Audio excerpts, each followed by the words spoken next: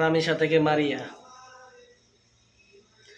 বাংলাদেশের আকাশে যেন কালো ধোঁয়া শেষই হচ্ছে না, একটা শেষ না হতে আর একটা শুরু।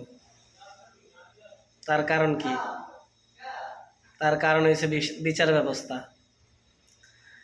বাংলাদেশের বিচার ব্যবস্থা মোটেও ভালো না। রামিসার হত্যার আসামি মৃত্যুদণ্ড পায়, কবে মৃত্যুদণ্ড হবে তার কোনো খবর আছে? তার মৃত্যুদণ্ড হইতে হইতে দেয়া যায় খালাস পেয়ে যাবে বা জামিনে বের হয়ে যাবে।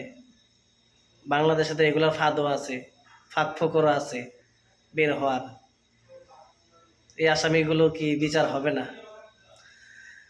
যতক্ষণ না বাংলাদেশে এরকম আসামিগুলার প্রকাশ্যে বিচার না হচ্ছে, প্রকাশ্যে মৃত্যুদণ্ড না হচ্ছে, ততক্ষণ বাংলাদেশে এরকম ধর্ষণ, এরকম মার্ডার কখনো থামবে না। বাংলাদেশের মানুষ এখন আতঙ্কের ভিতরে আছে। তাদের মেয়েদেরকে নিয়ে কখন যেন তাদের মেয়েদেরকে উঠিয়ে নিয়ে যায়, দর্শন করা হয়, কখন যেন কি হয়। আর বিশেষ করে আমরা যারা প্রবাসে আছি, তাদের স্ত্রী সন্তানকে বাড়িতে রাইখা আমরা এই দূর প্রবাসে থাকি, বড় পেরেশানির থাকি এখন এই ঘটনাগুলা দেখার পর থেকে। এটা স্বাভাবিক হবে এই ঘটনাগুলা, কেননা বাংলাদেশে বিচার হচ্ছে না, বিচার হবেও না যতক্ষণ না প্রকাশ্যে এগুলার মৃত্যুদণ্ড না দেওয়া হয়, ততক্ষণ এরকমই হবে।